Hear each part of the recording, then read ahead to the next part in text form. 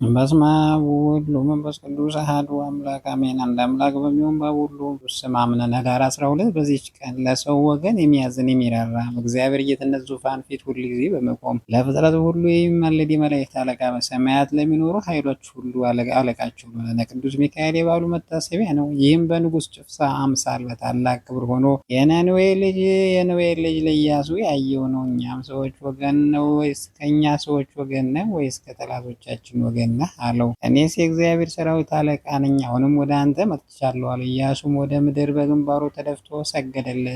በእኔ በባሪያህ ዘንድ ምን ታቆመሃል አለው። የእግዚአብሔር ሰራዊቱ አለቃ ሚካኤል ኢያሱ የቆምህባት ምድር የከበረች ቦታ ናትና ጫማን ከእግርህ አውልቅ አለው። ኢያሱም እንዳለው አደረገ። እግዚአብሔር ኢያሱን እንዲህ አለው፣ በውስጡ ያለውን ንጉሷን ከኃይሏና ከአርበኞች ጋር በእጃችን ላይ ኢያሪኮን ነው አስገባታለሁ። ይህም የከበረ መልአክ ከቅዱሳን ሰማዕታት ጋር በመሆን ገድላቸው እስከሚፈጸም የሚያጸናቸው የሚያስታግሳቸው ነው። ስለዚህም ስለ ልዕልናውና ስለ አማላጅነቱ በየወሩ በ12 ቀን ለመታሰቢያ በዓሉ ተሰራለት። እርሱም ስለኛ የምድር ፍሬ ይባርክ ዘንድ ዝናቡን በጊዜ እንዲወርድልን፣ የወንዙንም ውሃ እንዲመላልን፣ ነፋሱንም ረድፍ ነፋስ እንዲያደርግልን፣ ሁሉንም የተስተካከለ እንዲያደርግልን ወደ እግዚአብሔር በጸሎት ይማልድልናልና። እንዲህ ከሆነ እግዚአብሔር ወዳጅ የሆነ ስሙ ድራታዎስ የሚባል አንድ ሰው ነበረ። የሚስቱ ስም ቴዎብስታ ነው። እርሱም ሁልጊዜ ያለማቋረጥ የዚህን የከበረ መልአክ የሚካኤል በዓሉ መታሰቢያ ያደርጉ ነበር። ከዚያ በኋላ በአገር ውስጥ ችግር በሆነ ጊዜ ገንዘባቸው አለቀ። ስለዚህም የመላእክት አለቃ ቅዱስ ሚካኤል ለበዓሉ መታሰቢያ የሚያደርጉትን አጡ። ድራታዎስም ሽጦ ለበዓሉ መታሰቢያ ያደርግ ዘንድ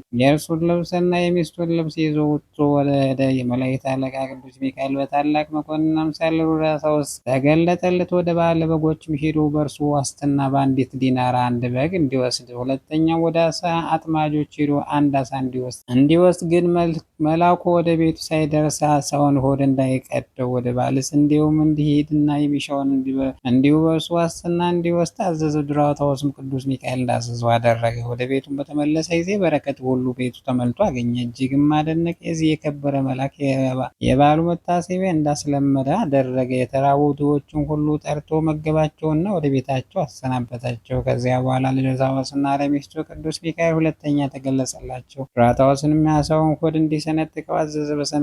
በሰነጠቀውም ጊዜ 300 ወርቅ ዲናር በዓሣ ሆድ ውስጥ አገኘ። ቅዱስ ሚካኤል ድራታዎስና ቴዎብስታን እንዲህ አላቸው፣ ከዚህ ዲናር ወስዳችሁ ለባለ በጉና ለባለ ዓሣው ለባለ ስንዴ ሆዳችሁን ክፈሉ። የቀረው ለፍላጎታችሁ ይሁን፣ እግዚአብሔር አስቧችኋልና በጎ ስራችሁ መስዋዕታችሁና ምጽዋታችሁ አስቡ። በዚህ ዓለም አሳመረላችሁ፣ በኋለኛው መንግሥተ ሰማያትን አዘጋጅቶላችኋል። እነርሱም ሲሰሙ ስለዚህ ነገር ደነገጡ። እርሱም ከመከራችሁ ሁሉ ያዳንኋችሁ መላእክት አለቃ እኔ ሚካኤል ነኝ። መስዋዕታችሁንና ምጽዋታችሁን ወደ እግዚአብሔር ፊት ያሳረግሁ እኔ ነኝ። አሁንም በዚህ ዓለም ከበጎ ነገር ሁሉ እንድታጡት አላደረጓችሁም አላቸው። ይህንም ብሎ ወደ ሰማይ ወጣ።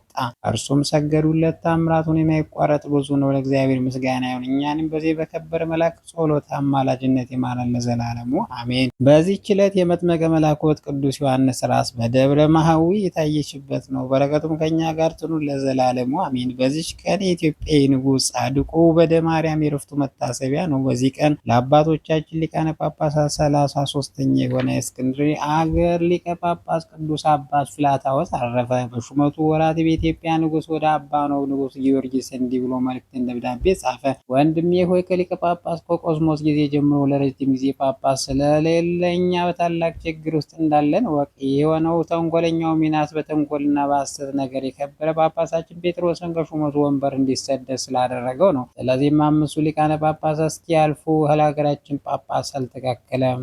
አሁንም ስለ እግዚአብሔር ብለህ ስለ ቀናች ሃይማኖት በድካም ከእኛ ጋር አንድ መሆን ስለ እኛ ወደ ግብጽ ሊቀ ጳጳስ ወደ ቅዱስ ጲላጦስ ጳጳስ ይልክልን ዘንድ ከራስ ደብዳቤ እንድትጽፍልን እንለምናለን የሚል ነበር። በዚያን ጊዜ የኖባ ንጉሥ ጊዮርጊስ በኢትዮጵያ ሀገር ጳጳስ ሾምላቸው ዘንድ የልመና ደብዳቤ ወደ አባ ፊላታዎስ ደብዳቤ። ቅዱስ ፊላታዎስ ልመናውን ተቀብሎ ከአስቄጥስ ገዳም ስሙ ዳንኤል የሚባል አንድ ጻድቅ መነኩሴ አስመጣ። እርሱም ጶጶስና ሹም ወደ ኢትዮጵያ ሀገር ላከውን። ወደ እርሱም በደረሰ ጊዜ የኢትዮጵያ ሰዎች በታላቅ ደስታ ተቀበሉት። በዚያ አባት ፍላታዎስ ዘመን ብዙ ታምራት ተገልጠዋል። በሰላም አረፈ። ለእግዚአብሔር ምስጋና ይሁን። እኛንም በዚያ አባት ጸሎት በፊላታዎስ ጸሎት ይማረን። በረከቱ ከእኛ ጋር ትኑር ለዘላለሙ አሜን። ጌታ ሆይ ከብልጽግናቸው ብዛት የተነሳ ብዙ መባ ካገቡት ይልቅ የድሃይቱን አነስተኛ በአንድ ተቀበለው። ሁልጊዜ የሚያገለግሉን ኃይላት መላእክት እያሳሰቡ ችግር ጊዜ ማቅር ምስጋና ተቀበል። እናንተ ቅዱሳን ነቢያት፣ የወንጌል ሰባኪያን ሐዋርያት፣ ሰማዕታት፣ ጻድቃን፣ ትጉሃን መላእክት፣ ፍጹማን ደናግል እንዲሁም ደጋጎች መነኮሳት ልጅ አዋቂ ሳይል የምንሰበሰብበትን የጉባኤ ቦታ ባርኩ።